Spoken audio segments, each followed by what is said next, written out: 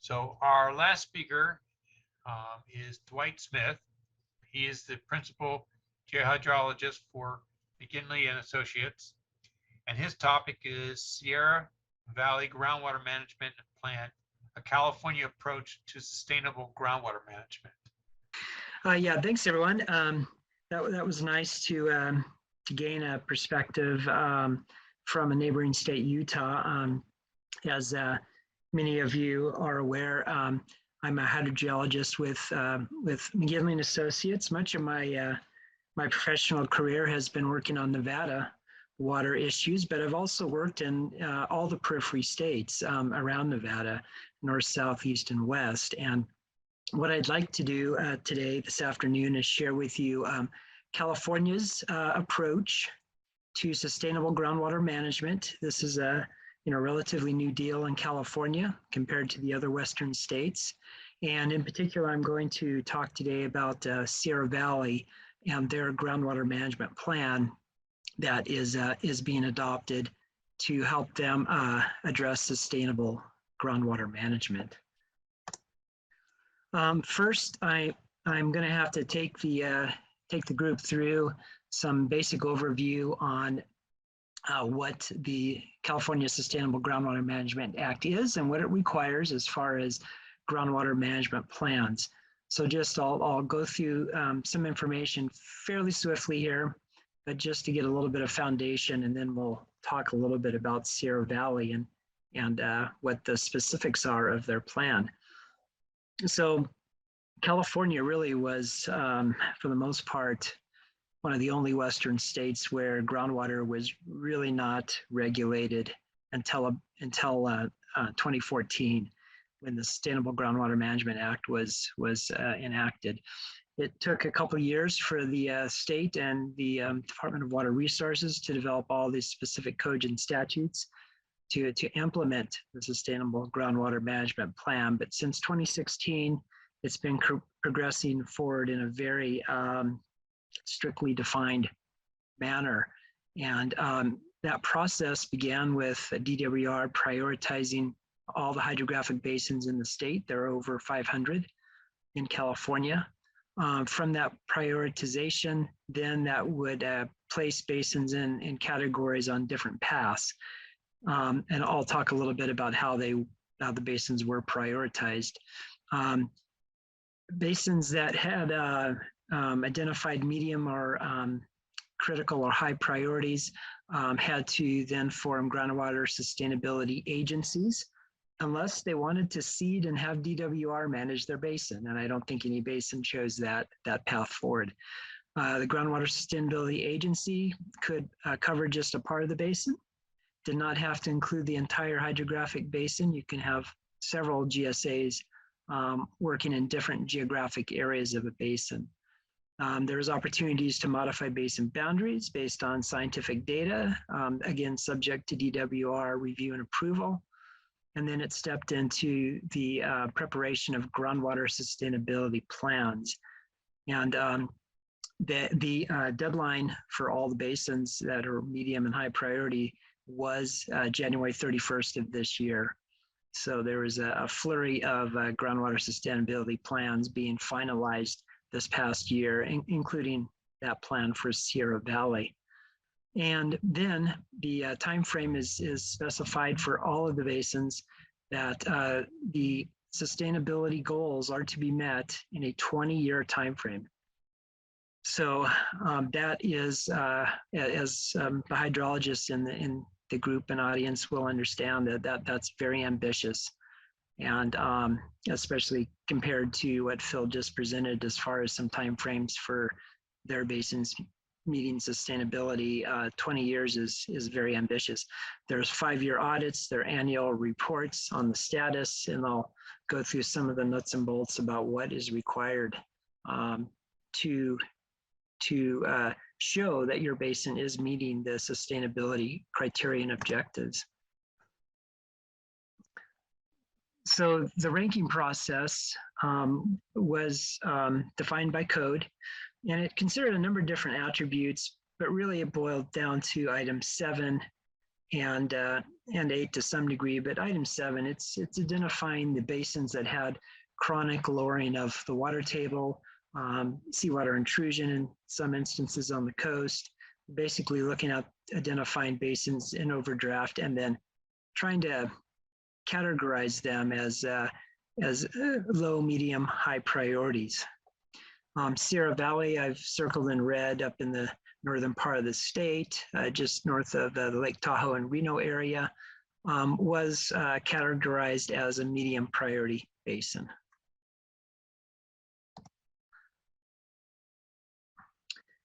The final outcome from the prioritization was 94 basins or sub-basins, sub-areas were classified as higher medium priority. So that's about 20% of the basins in California. 21 basins, however, were also identified as critically overdrafted. That means they had very immediate issues and problems, and they were on an accelerated timeline to prepare and submit their groundwater sustainability plan. That had to occur 2 years prior to January. Just of interest here, a note on the bottom, Martis Valley, also just north of Lake Tahoe, was initially categorized as a medium priority basin, but they successfully appealed and got recategorized as low priority. So your initial categorization could be appealed if you felt it was undue. And Martis Valley in this case was successful in appealing and getting recategorized as a low priority. There are adjudicated basins for groundwater in California. Most of them are in Southern California. They still have requirements under SGMA to meet sustainability objectives, even though they are adjudicated. And this issue of adjudication, I think, is going to probably become very prevalent in almost all of these SGMA medium and high priority basins throughout the course of the next decade or two, as they struggle and try to manage reduction in groundwater pumping. The GSAs that were then formed, there are 260 GSAs over 140 basins. You could still form a GSA if you're in a low priority basin. Nothing to prevent that. It's just your obligations and responsibilities under SGMA were not nearly as rigorous. In Sierra Valley, there is a groundwater management district, Sierra Valley Groundwater Management District, that had been formed actually three plus decades ago. And that was, the GSA was formed along with the 2 counties that share the basin. There were a few basins that also took an alternative path that is provided in the California water codes. And if you had a basin that had a groundwater sustainability plan or something effectively accomplishing the same objectives, you could appeal to have that plan accepted. About half of those that were submitted were accepted and half were denied, or I guess 9 approved, 6 denied. And again, another note, South Lake Tahoe, just south of Lake Tahoe, the South Lake Tahoe Basin, did successfully get their existing groundwater management plan adopted. So that was an unusual approach, but they've had groundwater quality management issues there in that basin for some time and had all the tools and management in place. So what is a California groundwater sustainability plan? You can see the timelines that we've already talked about here, that low and very low prioritized basins were not required to create GSAs or GSPs. Once the plans have been submitted, just in this last January, DWR has 2 years to review and either approve or deem these incomplete and returned. So of the initial critical overdraft basins that submitted 2 years ago, to date, about half have been accepted and half have been deemed incomplete and returned. And those GSAs, groundwater sustainability agencies, have 6 months to address the incomplete. If at any point in this Sigma process, a GSA fails to meet the requirements set forth, then DWR has the authority to step in and take over management of the basin. So that, of course, is something that all the local stakeholders in each basin are trying to avoid. The groundwater sustainability plans are very stakeholder driven. That's by statute, it's required, inclusive of tribal governments also. The stakeholders require a facilitator, which is interesting, and that was actually a successful step for Sierra Valley, is bringing the groups and various stakeholders with different perspectives together on a monthly basis throughout development of this GSP, sometimes even more frequent, to vet various topics, issues, to track along with the technical work being done to develop the GSP. So there is a required stakeholder communication and engagement that I thought was a good part of the process. There are also various technical components. You do have to have a hydrologic conceptual model. You do not have to have a numeric flow model. One was built for Sierra Valley to help understand interactions in water budgets, but it's not required. You do have to have a defined water budget, but unlike in Nevada, in Utah, it's not that there is a number that any basin is going to be held to, and I'll get to that in a little bit in the presentation. It's really about stabilization of water levels, stabilization of other criteria for the basin, and avoiding undesirable consequences. So we all know, as at least hydrologists and technical people in the group know, that water budget is important, but there are other attributes that have to be considered. And this all has to be monitored. You have to identify data gaps. You have to address how you're going to be approaching those data gaps to collect additional data. And it's all part of a fairly prescribed process. And what you can do, by the way, California Sigma website has all the basin GSPs now posted, and you can go in and look at any of these for any geographic reason you may be interested in or working in the future.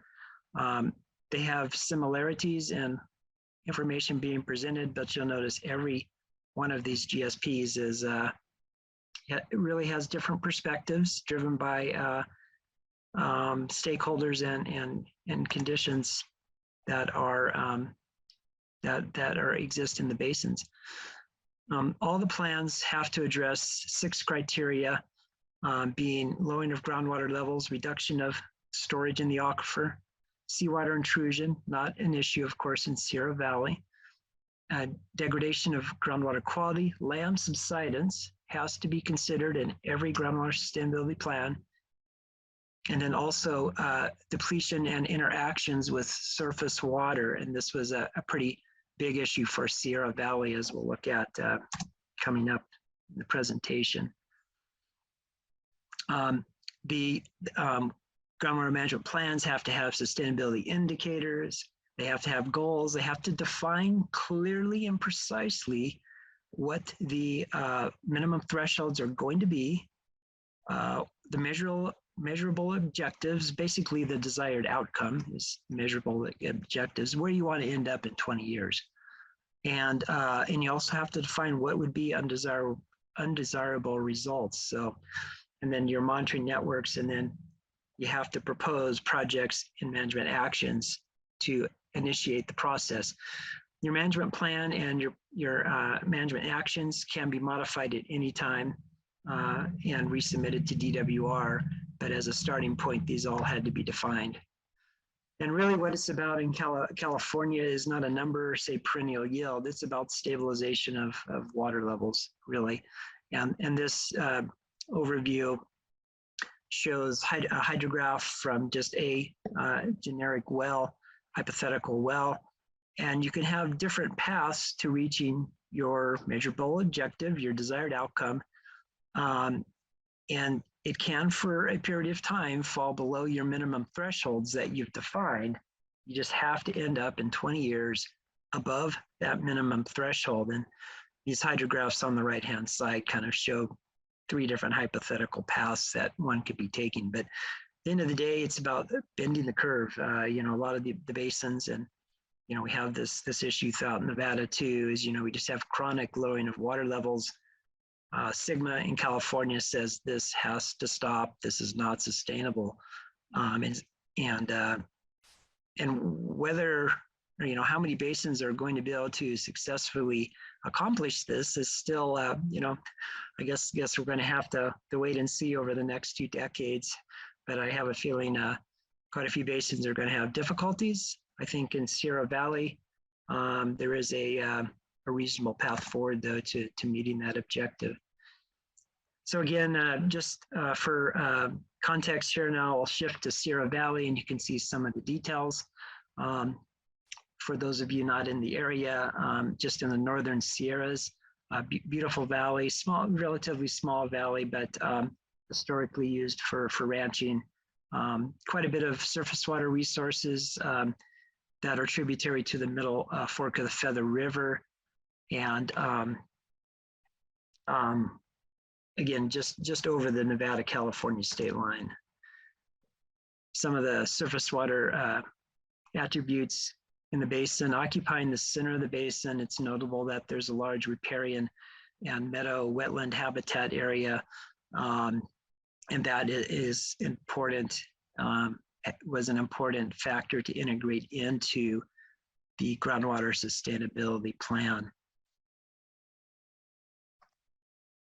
Geologically, just briefly, there are faults that bisect through the valley. There is, we believe, some compartmentalization from the east and the west. There's also a shallow aquifer system, although kind of not clearly defined, and then deeper aquifer system. And most of the high production agricultural wells, there are about 60 in the valley active. They will draw water from both the shallower and deep, but the primary water source is the deep aquifer for the agricultural source of water in the valley. Just an overview from a satellite image. You can see the pivots, the circles on the right hand side of the figure. So on the east side, kind of in the northeast. And a lot of these are combined groundwater and surface water uses. So there's surface water in the spring and then shifting over to supplemental groundwater. So the type of water year we're in makes a pretty big difference. Groundwater pumping annually is between 6,000 to about 14,000. To put that into perspective, again, a fairly small basin. Groundwater potentiometric contours. So the red areas you can see are the groundwater pumping depressions from agricultural water use. They look a little different in spring versus fall. The aquifer does recharge very rapidly. You know, the northern Sierras, the magnitude of precipitation and runoff is relatively high, but the basin is occupied by Pleistocene lake deposits and clay deposits. So it doesn't recover and recharge as rapidly as one might hope, but there is a pretty large seasonal fluctuation. So the groundwater monitoring plan for Sierra Valley ended up with 36 monitoring wells being identified for the management plan. And all of these wells have had a significant period of record, several decades, both from the Groundwater Management District operations and monitoring, and also from DWR that does a spring and fall measurements like Nevada DWR does also in many basins. And there are some additional wells being drilled, which are funded through California DWR. I probably should mention at this point too is there's a tremendous amount of funding and grants and participation of DWR in this process. Not only are they providing, for this example, drilling and monitoring wells, they're providing other products. And so while this has been a pretty big ask for a lot of basins in California to try to even undertake this planning level efforts, but then to implement it, there's also substantial funding that's been made available to implement this. And Sierra Valley, for example, obtained a fairly substantial $2 million grant to be used over a 2-year time frame to help them develop this groundwater management plan, get instruments, implementation projects going, so they haven't placed the financial burden on the basin itself directly. So let me back. So I can show you an example here of how the minimum thresholds work. So all 36 of these wells have minimum thresholds and they have desired outcomes. The success of the plan is going to be gauged off of these 36 wells, and there's very little tolerance in 20-year time frame for failing to meet the objectives. So I have circled here site 100. Here is its historic hydrograph. You can see about 50 feet of water level decline over the past 20 or so years. It is quite variable. You see the wet and dry fluctuations. And then you'll see the lines here on the right-hand side. MT, minimum threshold, that's kind of the bottom line. If you fall below that minimum threshold for more than 2 years, DWR is going to have problems with that. There can possibly be 1 or 2 locations that fall outside, but it's got to be limited in number. And the MO is where your objectives are, and there's 5-year audits. Those are kind of interim milestones that you would like to be at. So again, the objective here is to try to bend that curve and get that declining water level to flatten out and stabilize.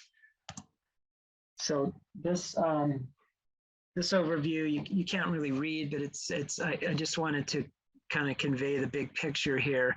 There's 36 locations, but some of them already have, flat, stable water levels because the monitoring points are distributed geographically throughout the entire basin. But you'll see a number of hydrographs, or quite a number, that have these long-term declining trends in water levels. So every well, regardless of whether it's showing a stable or not, has the objectives to meet. And you'll see the note on the bottom here that you have to have 90% of these wells meeting your objectives to be deemed successful. How some of the monitoring is then being implemented for land subsidence. DWR is providing annual NSAR process data, which is very helpful. They initially processed the past 5 water years, and we just got 2021 added in. So we have land subsidence fairly well defined. There was some reluctance to buy wholeheartedly into the subsidence issue by the stakeholders, some of the stakeholders in Sierra Valley. So as part of the monitoring plan, we're installing land-based survey monuments to also be able to QC and track land subsidence. Interconnected surface waters was an acknowledged data gap in the valley. There's a path forward to help fill that data gap. It starts with installing some additional shallow monitoring wells, equipping them with recorders and transmitters for telemetry. So subject to additional funding, this is an area that probably there'll be more studies and research, use of the numeric modeling, possibly stream flow gauges, et cetera. But what has been submitted in the Sierra Valley plan to get started with is let's get some additional groundwater monitoring points into the network. Water quality, also a consideration, but water quality is good and generally good in the valley, but there is annual and every 3-year obligations to be measuring various attributes of groundwater quality throughout the valley. And really, the path to sustainability is reducing the water, consumptive water use long-term, we've estimated by 25 to 35%. So right now, on average, there's a consumption of about 8,500 acre feet annually. the data we have today to modeling suggests that it needs to be down around 5,500 to 6,500 as a long-term average. So that's kind of the where there is some crossover with the water budget and perennial yield. We need to understand, how much water are we looking to save, and that obviously factors into management actions. Part of the initial programs that will be implemented this year as part of the grant funding is there's a meter replacement program. So we're going to get about a third of the high capacity wells re-equipped with higher accuracy meters. And we went through an audit of all the wells to ensure that those that are remaining are meeting manufacturer specifications for meeting requirements. So we'll have improvements on accounting for groundwater pumping throughout the valley. We're starting a pilot program this spring where we're going to convert at least one, if not a couple, of pivot irrigation systems from mid-elevation sprinkler systems to the low energy precision application, the LIPA systems, bubbler systems that I noticed Phil had a slide of at the end of his presentation also. And there's been a lot of research and review, and actually one of our valleys in Nevada, Fish Lake Valley, has implemented these LIPA systems almost valley-wide now. And the indications are we can get potentially a 10 to 20% water savings due to reduced wind drift and more direct application of water to the soil. So we're going to start pilot programs this summer with volunteers that have been identified, and start testing LIPA systems to see if that can be a chunk of the water that we need to reduce in the valley. Also doing feasibility studies to look at better and more optimal surface water management. I mentioned there's a lot of conjunctive use, groundwater, surface water. So if we can stretch those surface water uses out better, more efficiently to reduce the groundwater pumping, that would be another strategy. And with that, I'd like to conclude. I thank you for your attention here